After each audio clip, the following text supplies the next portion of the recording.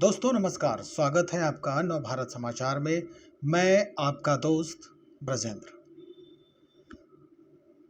जिन अभ्यर्थियों को civil services में सेवा देने की आकांक्षा हो, उनकी जो मनसा है वो बचपन से रहती है, एक लालसा रहती है, एक सपना होता है कि हम एक सिविल सेवक बने।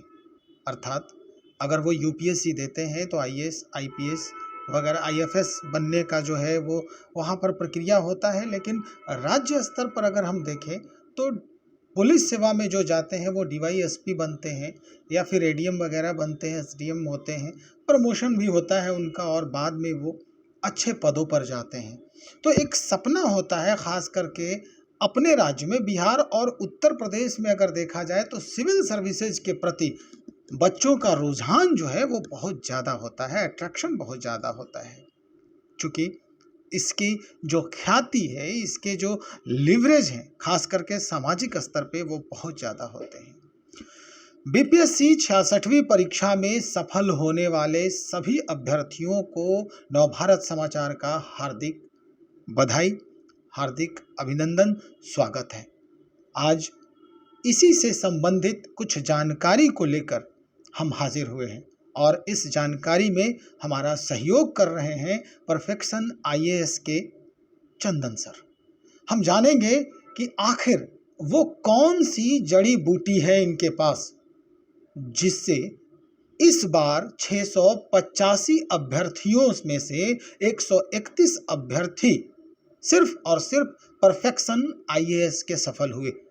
वजह क्या है? सर बहुत स्वागत है नवभारत समाचार। धन्यवाद आपका भी। सर ये एस्पिरेंट्स हैं, उनको क्या दिया आपने कि 131 लोग आपके यहाँ से सफलता हासिल की? देखिए, ऐसी कोई जड़ी बूटी होती नहीं है, ठीक है। एक मेथड होता है, एक पूरा एक प्रिपरेशन होता है।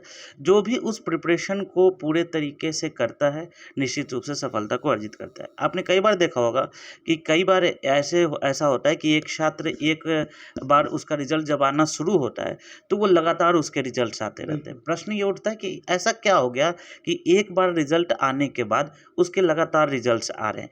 आप देखेंगे कि अगर किसी का 65 वाले बीपीएससी में आया था, वो फिर से अगर ट्राई कर रहा है तो 66 वाले में भी आ जाएगा और ये ऐसा मैक्सिमम टाइम देखा गया। ऐसा क्या था? ऐसा ये था कि उसने जो भी रिक्वायरमेंट्स थे इस प्रिपरेशन के लिए, इस पोस्ट को अर्जित करने के लिए, उस रिक्वायरमेंट्स को उसने पूरा किया। तो जड़ी बूटी कुछ नहीं होती है। होता क्या है कि एक मेथड है। आप प्रीलिम्स की प्रिपरेशन करते हैं, मेंस की प्रिपरेशन करते हैं, इंटरव्यू की प्रिपरेशन करते हैं। तो प्रीलिम्स के लिए पहले तो आपका सिलेबस पूरा होना चाहिए। सिलेबस के बाद आपका उस टाइम पीरियड में आपके प्रैक्टिस उतने बेहतर होने चाहिए। दूसरी बात, जब आप मेंस की प्रिपरेशन करते हैं तो with in the time frame आपके सिलेबस कंप्लीट होने चाहिए और सिलेबस के साथ साथ आपकी प्रैक्टिस होनी चाहिए। आपके पास इनरिच्ड पॉइंट्स होने चाहिए, आपके पास डायमेंशंस होने चाहिए। जब तक ये सब नहीं होगा तब तक सफलता अर्जित नहीं कर पाएंगे। तो हम लोग ये प्रयास करते हैं कि सारे अभ्यर्थियों के लिए इन सारी नीड्स को, इन सारी आवश्यकताओं को हम लोग उनको तैयार करके दें और उसमें हम लोग सहयोग करते हैं। इसके अलावा छात्र का खुद का मेहनत होता है, जिसको आप कभी कहीं से भी डिनाई नहीं कर सकते हैं। वो जितना ज़्यादा मेहनत करते हैं और इसके बाद तब वो सफलता को अर्जित करते हैं। सर अब हम बात करते हैं सिलेबस की। सिलेबस जो है अगर हम प्रारंभिक परीक्षा को देखें तो 120 अंकों की परीक्षा होती है, नहीं 150 अंकों की परीक्षा होती है। तो उसमें जो सिलेक्शन होता है वो कैटेगरी वाइज है, वो अलग अलग होते हैं।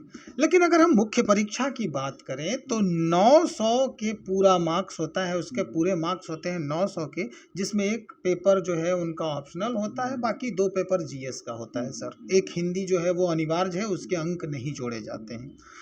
तो ये जो ऑप्शनल पेपर है और जीएस का पेपर है, अभ्यर्थियों को सबसे पहले प्रिपरेशन के दौरान मुख्य रूप से किस पर ज़्यादा फोकस करना चाहिए सर? बिल्कुल, बड़ा अच्छा सा प्रश्न आपने पूछा है।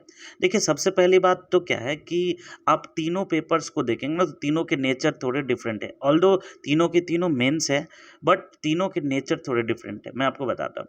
जैसे जीएस पेपर 1 के अंदर अगर आप देखेंगे, तो पहला जो सेक्शन होता है, इसमें 3 सेक्शन होते हैं, जी। सारे जीएस 1 और जीएस 2 में।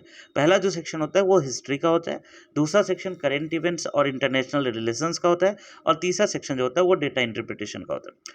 तो इसमें अगर आप देखेंगे, तो हिस्ट्री और डेटा इंटरप्रिटेशन आप पहले से प्रिपेयर करके रख सकते हैं, क्योंकि इसमें बहुत ज़्यादा डायनेमिक अप्रोच की आवश्यकता नहीं है, डायनेमिज्म नहीं है।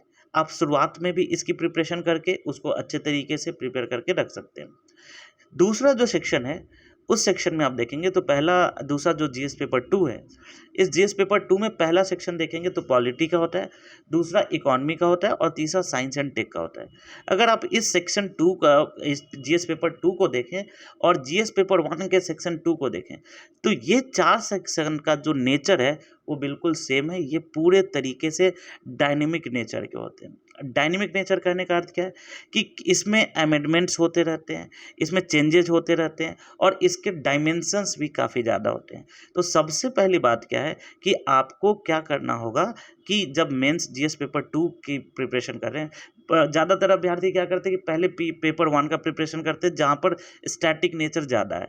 मैं अपने सभी अभ्यर्थियों को बोलता हूँ, सभी सारे स्टूडेंट्स को बोलता हूँ कि आप स्टार्ट करो जीएस पेपर 2 से। होता क्या है कि पेपर 1 का प्रिपरेशन करते करते करते करते पेपर 2 के लिए टाइम कम बचता है, बिल्कुल। और पेपर 2 जो होता है वो डायनेमिक ज़्यादा होता है, हम्म। और मार्क्स कम आ जाते हैं। आप देखेंगे कि ज़्यादातर स्टूडेंट्स के जीएस पेपर 2 के मार्क्स कम होते हैं, लेकिन हमारे स्टूडेंट्स को अगर आप देखेंगे, तो जीएस पेपर 2 के मार्क्स ज़्यादा हैं। तो यहाँ देखो, होता क्या है कि ऐसा नहीं कि जिसका सिलेक्शन नहीं हुआ है, वो बहुत कमज़ोर था पढ़ने में, ऐसा बिल्कुल नहीं होता है। थोड़ी-सी तरीका नहीं। स्ट्रैटेजी, वही थोड़ी-सी जो स्ट्रैटेजी होती है, वो आपको सिलेक्शन के पॉइंट पर लेकर जाती है। तो मैं पहले जीएस पेपर 2 का प्रिपरेशन करवाता हूँ, ठीक है? पहले आपको पूरा पॉलिटी, फिर इकोनॉमी, साइंस। फिर साइंस में क्या होता है कि कई बार मैं देखता हूँ अभ्यर्थियों को कि वो क्या करते हैं कि टेक्नोलॉजी बेस्ड पढ़ते हैं। लेकिन यहाँ पर क्या है कि टेक्नोलॉजी का इम्प्लीमेंटेशन है, टाइम वहाँ पर ज़्यादा लग जाता है।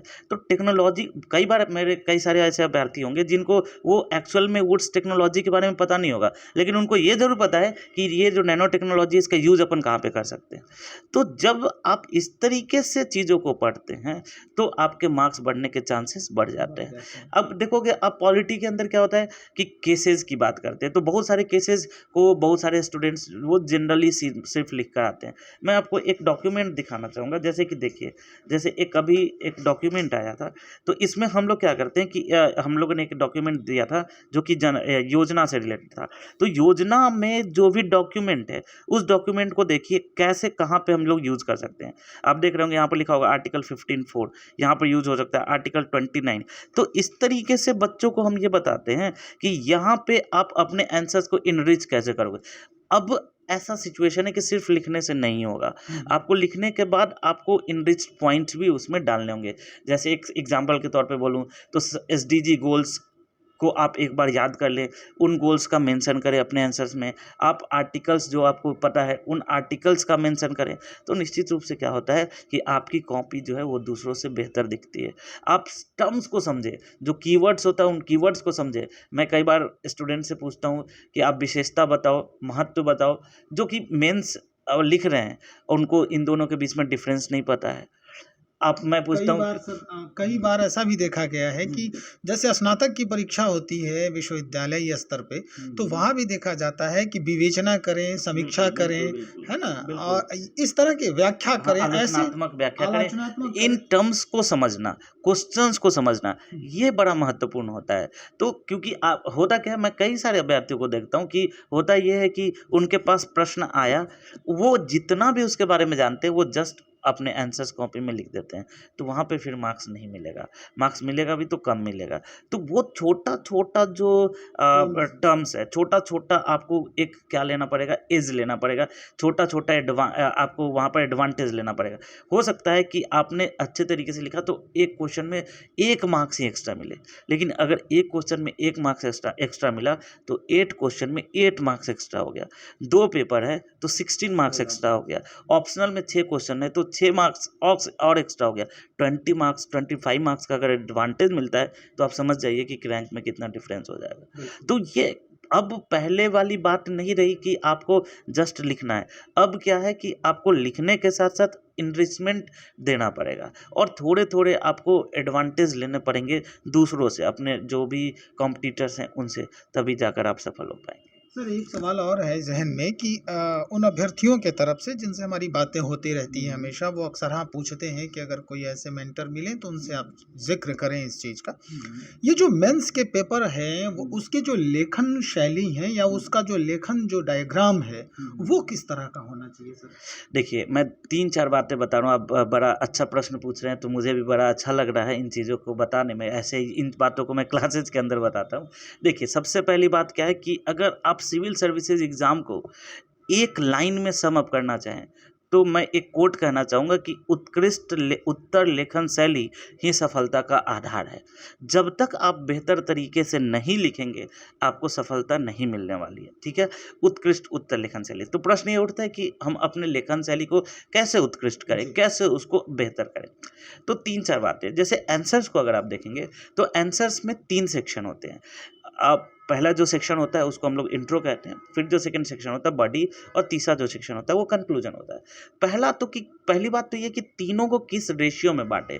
द बेस्ट प्रैक्टिस इज कि इंट्रोडक्शन को आप 10% करें, बॉडी को आप 80% के अप्रॉक्स रखें, और कंक्लूजन को भी 10% के अप्रॉक्स रखें। अब दूसरी बात कि इंट्रोडक्शन को पैराग्राफ फॉर्म में लिखने का कोशिश करें, कंक्लूजन को पैराग्राफ फॉर्म में लिखने का कोशिश करें, और बॉडी को पॉइंट फॉर्म में लिखने का कोशिश करें। जब तक पॉइंट्स नहीं होंगे तब तक आपको मार्क्स बेहतर नहीं मिलेंगे। तीसरी बात, जब भी डायग्राम को बनाएं तो डायग्राम को कॉपी के राइट साइड में यूज करें, राइट साइड में लिखें। इंडिया का मैप को आप कोशिश करें कि किस तरीके से हम यूज कर सकते हैं। आपके पास जो भी पॉइंट्स हैं उन पॉइंट्स को डायग्राम के थ्रू, चार्ट के थ्रू आप उन डायग्राम्स को यहाँ पर बनाते जाएं। तो जब तक आप इन चीज़ों को नहीं करेंगे, और फिर मैंने बताया कि इनरिच पॉइंट्स डालें, तब तक सफलता में थोड़ी सी मुश्किल तो आएगी। तो क्योंकि अभी क्या हो गया है, अभ्यर्थियों का जो स्तर है, क्योंकि नोट्स बहुत सारे हो गए हैं, बहुत सारे लोग इसमें अपने इनपुट्स देते हैं, हमारी टीम है वो भी इसमें इनपुट देती है। तो जब बहुत सारे लोगों का इनपुट होगा तो आपको भी अपने स्तर को बढ़ाना पड़ेगा, नहीं तो फिर आपको मुश्किलों का सामना करना पड़ सकता है। सर एक आखिरी सवाल आपसे हाँ, ये है कि जो बिगनर्स हैं, जो जस्ट ग्रेजुएट हुए हैं और वो सिविल सर्वेंट होना चाहते हैं, सिविल सर्विसेज में आना चाहते हैं, उनके लिए आपकी क्या सलाह है सर? सबसे पहला तो अपना बेसिक्स ठीक करें। बेसिक्स ठीक करने का बेसिक मतलब का क्या? मतलब सर? बेसिक्स का मतलब कि पहले तो सबसे पहला चीज़ है वो कि आप सिलेबस को लेकर आए और जो डिटेल सिलेबस है उसको देखें। दूसरा काम, प्रीवियस ईयर क्वेश्चंस को लेकर आएँ और उसको देखें, तब आप प्रिपरेशन मोड में आएँ। पहला ये 2 स्तरों पर ये 2 काम पहले कर लें। बिफोर आप प्रिपरेशन स्टार्ट करते हैं उसके पहले की बात मैं बता रहा हूँ। अब क्या करना है कि अब आपने प्रीवियस ईयर क्वेश्चंस देख लिए, आपको कुछ समझ में बहुत ज़्यादा नहीं आएगा, लेकिन आपको इतना ज़रूर समझ में आ जाएगा कि किस एरिया से क्वेश्चंस पूछेगा। जी। दूसरी बात, सिलेबस को आप बार-बार पहले देखें और तब बेसिक से स्टार्ट करें। बेसिक का मतलब क्या है कि आप कुछ एनसीईआरटी बुक्स को इसके साथ स्टार्ट कर सकते हैं।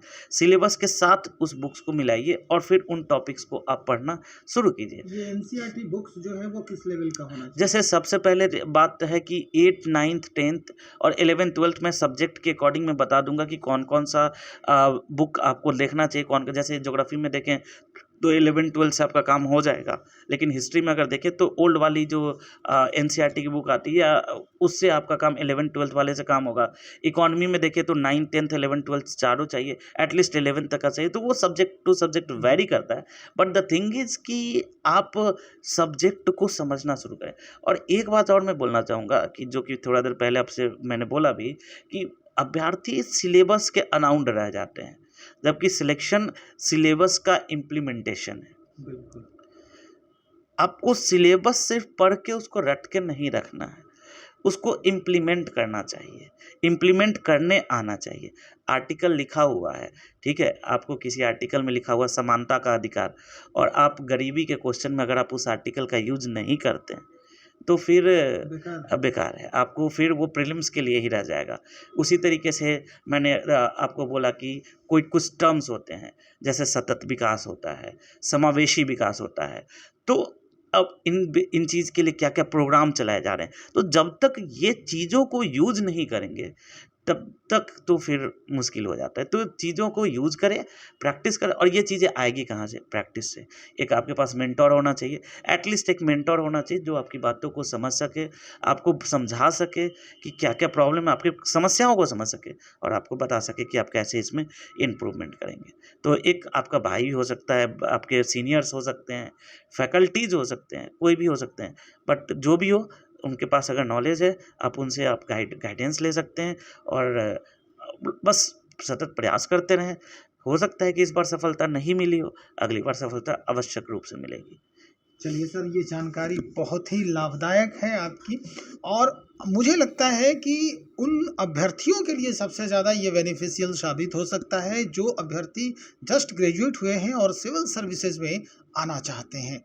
वो अपने आप को सामाजिक स्तर पे आकर अपनी पहचान बनाना और समाज के लाडले बनने के ख्वाब देख रहे हैं।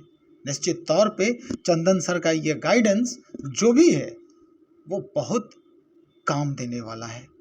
आप अगर और भी जानकारी चाहते हैं इस बनिस्पत, तो आप हमारे इस खबर को देखने के बाद आप कमेंट बॉक्स में कमेंट करें, या फिर जो चंदन सर हैं इनसे आप अब खुद ही संपर्क साध सकते हैं। अगर आप हमसे कहेंगे तो फिर इनके पास आएंगे हम, और आपकी पूछी हुई बातों को दोबारा हम आपसे शेयर करेंगे उत्तर के रूप में। तब तक बने रहें हमारे साथ। बहुत बहुत शुक्रिया आपका।